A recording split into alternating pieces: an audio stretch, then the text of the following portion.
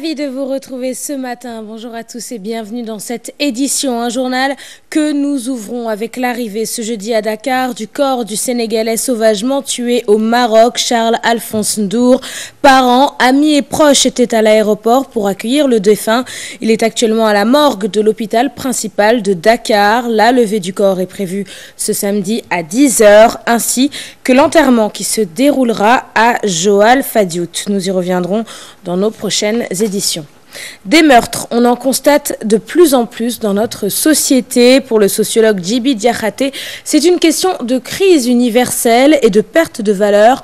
Il préconise des solutions. Suivons ce reportage de Ndaïm Bossessi et Diafaraba. Il ne se passe pas un seul jour sans que les journaux nous fassent état de cas de meurtre. Une situation qui inquiète bon nombre de citoyens. Les agresseurs n'habitent pas la banlieue, ils habitent la ville. Ils vont vers la banlieue pour faire leurs agressions et ils retournent en ville. Le Sénégal est animé de polémiques, tout d'abord. Il y a pas mal de jeunes qui se tuent à la tâche pour travailler, mais ils n'ont pas les moyens. Et ceci est dû à une gestion lapidaire de nos dirigeants, qu'on le dise. Tout d'abord, regardez, on diabolise la banlieue, chaque jour la banlieue. Alors que les personnes qui vivent dans la banlieue ne font pas cela. Pour certains observateurs, ce phénomène est dû à plusieurs facteurs. Nous avons une crise économique mondiale qui, depuis plusieurs années, est en train d'affecter la conjoncture économique universelle et qui, aujourd'hui, pose problème aux pays les plus faibles. Et ce qui fait qu'aujourd'hui, on se rend compte qu'au Sénégal, et notamment dans certaines zones, et pour certaines catégories de la société, les jeunes notamment, qui constituent les catégories les plus vulnérables, la crise est en train de laisser des effets particulièrement néfastes, pouvant pousser certains à bricoler des solutions de survie qui ne sont pas toujours de bonnes solutions.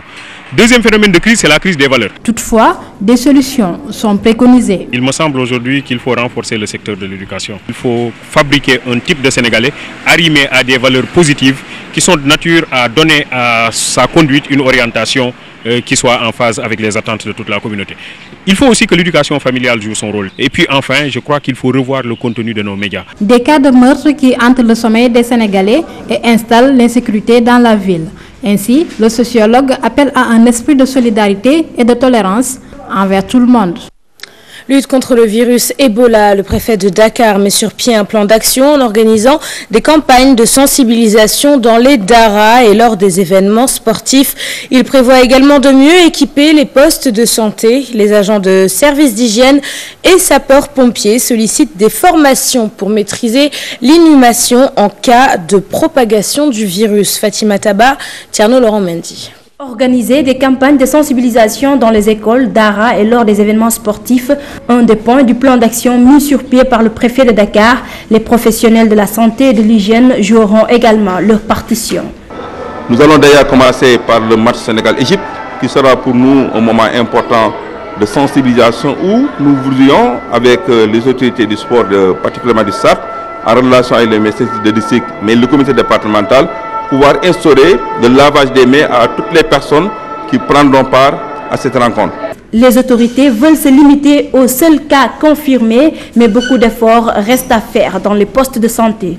Quand même, on a des problèmes de moyens pour acheter des gants, des matériels de protection. Mais je pense que le ministère, avec le comité national des grandes endémies, est en train de s'atteler à résoudre cette question. On a aussi un problème d'effectifs. On n'a pas assez de personnel pour gérer et quand le personnel travaille trop longtemps, il ne peut plus être concentré pour prendre les mesures d'hygiène qu'il faut. Dans la prévention, rien n'est laissé au hasard. Le major Alengom sollicite des formations et la fourniture d'équipements aux agents impliqués dans la croisade contre Ebola. Les cadavres d'Ebola, c'est des cadavres dangereux. La manipulation, les rites funéraires, on peut avoir la contamination à partir de ce fait. C'est pour cela que la gestion des cadavres Ebola n'est pas une affaire de communauté, mais une affaire d'État. On a recensé l'armée, les pompiers, les services pour assurer vraiment l'enterrement. C'est des gens qui sont préparés, équipés. Le préfet de Dakar exhorte les Sénégalais à changer de comportement tout en restant sereins. Le Sénégal a des spécialistes dans ce domaine. 3 d'entre eux font partie des 200 experts convoqués à Genève dans le cadre de la lutte contre le virus Ebola. Le ministre de la Santé, Awa Marie Coll Seck, rencontre ce vendredi la commission santé de l'institution à l'Assemblée nationale où a lieu la rencontre. Fatou Bintou Conté. Fatou, bonjour. Fatou Bintou Conté avec nous, bonjour. Bonjour Léa. Fatou, alors pourquoi cette rencontre avec la commission de santé de l'institution? Quels sujets vont être abordés? Oui Léa, actuellement le ministre de la Santé, Awa Marie Coll Seck, fait face aux députés, aux parlementaires. Elle est ici du moins à l'Assemblée nationale pour présenter aux députés, lors d'une session plénière extraordinaire, que la commission santé, population et les affaires sociales et de la solidarité nationale des parlementaires a initié cette rencontre entre dans le cadre de la stratégie de communication des parlementaires sur la fièvre hémorragique à virus Ebola. C'est pour permettre aux parlementaires de s'imprégner un peu de cette maladie, mais surtout comment lutter contre cette maladie qui actuellement est entrée au Sénégal avec un cas qu'on vient de détecter, un cas qu'on a importé de la Guinée, un jeune étudiant guinéen, mais aussi c'est dans ce cadre-là que le ministre de la Santé, Awa Marie Coll Seck, est actuellement face aux députés plutôt, pour le faire état de l'état d'avancement de la maladie ici au Sénégal. Merci beaucoup Fatou Bintou Conté. Plus de détails sur cette rencontre qui entre donc dans la stratégie de communication des parlementaires dans la lutte contre le virus Ebola. Ce sera dans nos prochaines éditions. Ce jeudi, saisie d'une grosse cylindrée au domicile du chargé de la propagande du PDS, Farba Senghor. Elle entre dans le cadre du différend qui l'oppose à l'artiste chanteur Farah Diouf qui avait composé un single pour le Parti démocratique sénégalais lors de la campagne présidentielle. Après service rendu, le plaignant court toujours derrière son dû. Entre menaces de suicide, grève de la faim, Farba Diouf a tenté par tous les moyens de rentrer dans ses fonds. La chambre commerciale de la Cour avait condamné Farba Senghor à payer la somme de 10 millions à la victime suite à la première instance qui demande à Farba Senghor de verser une amende de 30 millions de francs CFA à la victime. Aujourd'hui, la justice passe à l'exécution de saisie d'une Toyota Tundra, laquelle, selon Farba Senghor, appartiendrait à Maître Abdoulaye Wade. Un sujet différent à présent, baignade interdite donc sur certaines plages et malgré cela, des personnes continuent d'y nager. Si certains individus agissent par méconnaissance de la mesure d'interdiction, d'autres par contre profitent de la quiétude ou de l'absence de contrôleurs pour passer du bon temps. Reportage, Lamine Diédiou et Tierno Laurent Mendy. C'est l'été à Dakar, le moment rime avec balade et baignade dans les plages. Sauf que parmi ces dernières, il y en a celles qui, pourtant interdites, reçoivent toujours des visiteurs pour diverses raisons. Il y a certes un danger, mais puisque les gens s'y baignent, moi aussi, je fais comme eux. C'est durant le week-end qu'il y a plus de monde. Il y a des gens qui vont dans ces plages juste pour filmer, alors qu'ils ne savent même pas nager. C'est la cause de beaucoup de noyades. D'autres se baignent n'importe où et ce n'est pas normal. Ce gardien de plage souligne que même interdit, certains endroits ne désemplissent pas, surtout les week-ends. Certaines personnes savent nettement que ce sont des zones interdites, mais ils s'entêtent et ça ne nous arrange pas. Quand ils viennent, ils vont directement dans les rochers ou sous des tentes fermées. Et pourtant, les risques de noyade sont élevés, pouvant entraîner même des conséquences, surtout pour les gardiens de plage. Une telle attitude ne nous arrange pas. On peut même perdre notre travail alors que c'est notre gagne-pain. Conscients des dangers encourus pour les baigneurs clandestins, les autorités continuent de miser sur la vigilance des maîtres nageurs et forces de l'ordre, ne serait-ce pour décourager de potentiels candidats. Parlons éducation à présent. Après les assises de l'éducation nationale, des recommandations et des instruments normatifs sont proposés. Une proposition d'un acte de stabilité figure dans ces instruments. Une proposition diversement appréciée par des syndicalistes de l'enseignement moyen et secondaire. Pour le secrétaire général du QSEMS, ce pacte de stabilité n'est pas important. Il sollicite plutôt un respect des engagements déjà pris. Aminata Mbaresso, Modou Diop, reportage. Les assises de l'éducation nationale ont eu lieu, différentes recommandations en sont sorties, parmi lesquelles la signature d'un pacte de stabilité entre toutes les parties prenantes. Il y a 3 instruments normatifs, dont le code de déontologie et le serment de l'enseignant. Pour ce qui concerne le pacte de stabilité, le pacte n'est pas autre chose qu'un engagement moral et qui ne lie pas simplement les syndicats d'enseignants et le gouvernement du Sénégal. Mais pour le secrétaire général du CUSEMS, cette proposition d'un pacte de stabilité ne règle pas les véritables problèmes de l'école sénégalaise. Le pacte de stabilité, le serment et le code de déontologie ne nous engagent pas. Pour nous, les assises devaient être des moments importants. Mais manifestement, le format et la conduite des assises ne milite pas en faveur d'une refondation du système éducatif. Ce n'est pas un protocole d'accord. Le pacte lie l'ensemble des acteurs du système éducatif. Donc c'est un engagement moral qui ne dénie pas le droit à la grève. À la place, Abdoulaye Ndoye propose un respect des accords déjà signés avec le gouvernement, aussi bien en 2011 qu'en 2014. Que le gouvernement manifeste une volonté politique, s'engage à régler les problèmes de l'école, n'est-ce pas, à respecter ses engagements, il y aura la paix dans l'espace scolaire. Pour rappel, le chef de l'État avait promis de répondre aux sollicitations des syndicalistes, mais dans la mesure du possible, une déclaration qu'il avait faite à l'occasion de l'ouverture officielle des assises sur l'éducation nationale. Aminata Mbaresso, merci. La collectivité locale satisfaite des actions sociales du groupe Futur Média pour marquer ses 12 ans d'existence. Le Grand Sérine de Dakar a reçu le groupe de presse à son domicile. Abdoulaye Matar Diop félicite le travail des journalistes. Compte rendu de cette rencontre avec Nafissatou Sila, Mardien et Ibou Diouf.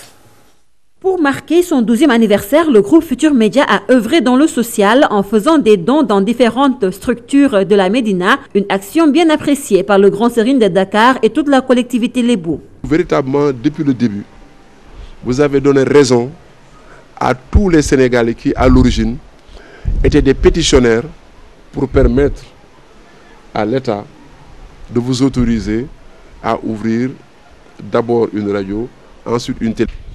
Donc nous vous demanderons de transmettre au président Youssou Ndour les félicitations de la communauté Lébou et sans prétention les félicitations de la plus grande partie des Sénégalais. C'est également une occasion pour le groupe, n'est-ce pas, de montrer quelque part qu'il est en train, n'est-ce pas, d'assumer quelque part ses responsabilités vis-à-vis de la population sénégalaise, ses responsabilités sociétales.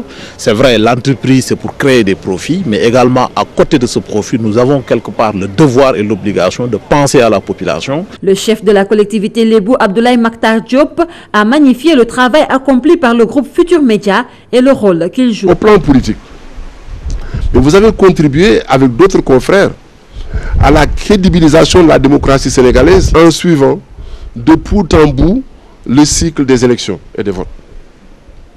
Ça a participé à la transparence, à la crédibilité, mais à la sécurité des personnes qui sont chargées de l'arbitrage tant du point de vue administratif que judiciaire du processus électoral. À cette rencontre chez le Grand Sérine de Dakar étaient présents les dignitaires Lébou, mais aussi M. Elie Mandour, chef de quartier à la Médina et père du promoteur du groupe Futur Média. La collectivité Lébou, donc, qui salue le travail du groupe Futur Média. La nouvelle administratrice de la place du souvenir africain a pris fonction ce jeudi. Et pour faire vivre cette place chère au Sénégal, Adjassi envisage de mettre sur pied des programmes et de s'appuyer sur des partenaires. En marge de la cérémonie de passation de service, l'administrateur sortant a laissé entendre la présence de difficultés auxquelles Adjassi devra faire face. Nous lui souhaitons bon courage dans son travail. Une passation de service précédée d'une visite guidée des lieux dirigés par l'administrateur sortant. Celle qui tient désormais les rênes de la place du souvenir africain compte mettre en œuvre des programmes pour l'émergence de ce symbole de la mémoire africaine. La place du souvenir doit être le rendez-vous socio-culturel et même, je dirais bien, touristique. Parce que cette place appartient aux artistes, appartient aux hommes de culture et aux amoureux de la culture. Ça appartient aussi aux souvenirs africains. Administrateur de cette place depuis 2011, Amadou Faye égrène un chapelet de difficultés rencontrées sous son magistère. Les difficultés, ils sont liées, au contenu. Vous savez que ces espaces, il fallait bien sûr mettre beaucoup de contenu. Donc des contenus qui sont relatifs un peu aux missions. Nous sommes dans des espaces qui sont grands. Donc il y a eu des problèmes de maintenance, des problèmes d'équipement. qui sont récurrents. Nous avons des espaces où les budgets sont dérisoires. Agassi compte s'appuyer sur des partenaires pour une meilleure gestion de ce monument. D'abord, on a quelques bribes d'idées. Ce sera sûrement du partenariat, Inch'Allah, parce que comme on le dit, l'État ne peut pas tout faire. Il faut de la volonté. C'est le moment d'aller vers les gens, de nouer des partenariats et d'essayer de faire revivre cette place-là. Et je crois que c'est ce qu'on va essayer, comme j'ai dit, de faire. Je ne prétends pas le faire toute seule. Je lance un appel à tous les acteurs culturels. Parce que, comme je le dis, cette place doit revenir à eux. La place du souvenir africain a une vocation culturelle mais aussi touristique. Elle a été inaugurée en 2009. Parlons sport à présent dans ce journal avec du football. Le match tant attendu Sénégal-Égypte, c'est ce soir à 20h au stade Léopold Sédar Senghor. Et pour l'occasion, Amadou Kane, 4e vice-président chargé de l'organisation à la FSF, annonce la mise en place de dispositions. Il est au micro de Cheikh Sadibou Diarra. gaynde yi gisaat nañu ambiance ci seen entraînement bu njëkk ci stade Léopold Sédar Senghor gannaaw lu ëpp at supporters yu bari bëgguñu ko woon uute seen teewaay nag di lu ñuy xaar ci aljuma bi. tey ñëw ci entraînement ñu gis ñoom ñëpp ñu taxaw stade bi daanaka xaw a fees loolu lu baax la lu rafet la lu neex ci xol la ma xam ne aussi joueurs yi danañ gis ni seen supporters yi ñu amoon démb ak barka démb ñu ngi seen ginnaaw ba tey loolu lu am solo. Voilà donc pour tous les férus de football, le rendez-vous est pris à 20h pour visionner le match Sénégal-Égypte. C'est la fin de cette édition, merci de l'avoir suivi. Bon courage pour cette fin de semaine et très bonne suite des programmes sur notre antenne.